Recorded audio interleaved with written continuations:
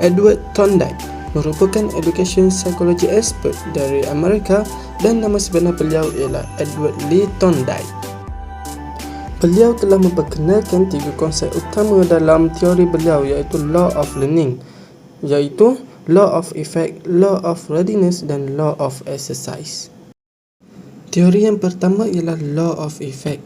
Di dalam Law of Effect, pembelajaran boleh diperkukuhkan apabila ia disertai dengan perasaan yang menyenangkan atau perasaan gembira yang memuaskan, sekaligus dapat meningkatkan prestasi pelajar dan juga atlet kita.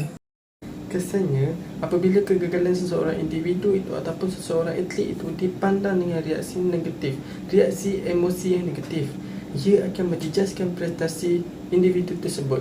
Baik, oleh itu, perkara ini perlu dielakkan bagi mengekalkan dan meningkatkan prestasi atlet tersebut. Ganjaran dan pengiktirafan juga memainkan peranan yang besar dalam menaikkan prestasi seseorang atlet itu. Namun, yang perlu kita tegaskan di sini ialah hukuman perlu dielakkan kerana ia akan memberikan kesan negatif kepada tingkah laku atlet tersebut. Teori yang seterusnya ialah Law of Readiness. Law of Readiness merupakan tahap kesediaan dan kegarahan pelajar tersebut untuk belajar. Seseorang individu akan menunjukkan sikap belajar yang paling baik apabila mereka bersedia untuk belajar. Namun, mereka tidak akan belajar secukupnya jika mereka tidak melihat sebab kenapa mereka belajar. Atlet perlu bersedia dan dalam keadaan baik agar berhasil dalam pembelajarannya. Dalam teori ini, mestilah dari segi fizikal dan psikologi. Bersedia dalam fizikal bermaksud atlet tidak dalam keadaan sakit, dan bersedia dalam psikologi bermakna pelajar tidak mempunyai penyakit yang melibatkan mental dan lain-lain. Atlet juga perlulah bersedia dalam menguasai sesuatu sains dan kompetensi asasnya. Kesannya, setiap organisme memperoleh perubahan tingkah laku dan dalam aplikasi ini menghasilkan kepuasan terhadap perbuatan atlet tersebut. Teori yang akhir sekali ialah Law of Exercise. Untuk menghasilkan rangsangan yang sesuai dan puas hati, harus cuba dan berlatih dengan kerap. Tindakan yang sesuai dan berpuas hati boleh diperoleh dalam pembelajaran. Dan untuk membuat mereka ingat dengan ingatan jangka panjang, mereka perlu berulang kali melakukan tindakan yang merekodkan tingkah laku keingatan jangka pendek dan ia akan diteruskan ke ingatan jangka panjang. Menurut Thorndike, prinsip utama pembelajaran adalah pengulangan kerana guru memberi soalan iaitu sebagai stimulus, pelajar akan menjawabnya iaitu sebagai respon dan menjadikan martabat pelajar meningkat. Thorndike menyarankan bahawa pengulangan tanpa ganjaran tidak berkesan kerana berkaitan rangsangan dengan gerak balas boleh dikuatkan melalui ganjaran. Antara prinsip dalam modifikasi tingkah laku ialah reinforcement ataupun pemberian ataupun penguatan.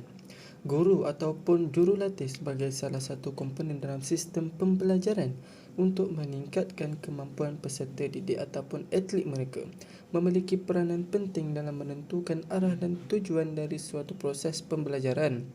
Pemberian reinforcement ataupun penguatan adalah suatu respon positif dari guru ataupun jurulatih kepada atlet dan peserta didik yang telah melakukan suatu perbuatan yang baik atau berprestasi dalam interaksi belajar mengajar. Dalam proses pembelajaran, penghargaan dan pujian termasuklah perbuatan yang baik dari peserta didik dan merupakan hal yang sangat diharapkan, diperlukan sehingga peserta didik harus berusaha berbuat baik. Sebagai contoh, coach ataupun guru tersenyum atau mengucapkan kata-kata bagus, santun kepada peserta ataupun atlet mereka. Pernyataan itu akan mempengaruhi besar terhadap peserta didik. Atlet mereka ataupun pelajar mereka akan merasa puas dan merasa diterima atas hasil yang dicapai. Pemberian ataupun reinforcement penguatan dalam pembelajaran kelihatan sederhana saja. Tanda persetujuan guru terhadap tingkah laku yang ditunjukkan oleh atlet mereka yang biasanya dinyatakan dalam bentuk kata-kata yang membenarkan ataupun kata-kata pujian, senyuman ataupun anggukan. namun mempunyai pengaruh yang sangat penting bagi peserta didik ataupun atlet mereka. Pengertian reinforcement ataupun penguatan adalah segala bentuk respon, apakah sifat verbal ataupun non-verbal, yang merupakan bahagian daripada modifikasi tingkah laku guru ataupun jurulatih terhadap tingkah laku peserta ataupun atlet mereka, yang bertujuan untuk memberikan informasi ataupun feedback bagi peserta didik ataupun atlet mereka atas perbuatannya terhadap suatu tindakan dorongan ataupun koreksi. Reinforcement dari segi verbal ataupun kata-kata, pujian, pengakuan, dorongan yang digunakan untuk menguatkan tingkah laku peserta ataupun atlet mereka merupakan penguatan verbal yang dapat dinyatakan dalam dua bentuk, iaitu sebagai contoh, bagus, benar, ya, tepat sekali. Okey, bagi penguatan non-verbal pula ialah penguatan merupakan mimik ataupun tingkah laku seperti gerakan badan, seperti senyuman, anggukan, gerakan jari, dan kadang-kadang disertai dengan verbal seperti pujian-pujian dan sebagainya. Yang seterusnya ialah reinforcement dengan cara mendekati. Mendekatkan guru kepada atlet mereka ataupun mendekatkan guru kepada peserta didiknya untuk menyatakan perhatian dan kesenangan terhadap pekerjaan ataupun tingkah laku yang ditunjukkan oleh atlet mereka. Cara tersebut dapat dilakukan antara lain dengan cara berdiri di samping atlet, duduk di samping atlet, berjalan di sisi atlet. Seringkali penguatan ini berfungsi untuk mempenguatkan penguatan verbal. Seterusnya ialah reinforcement dengan sentuhan.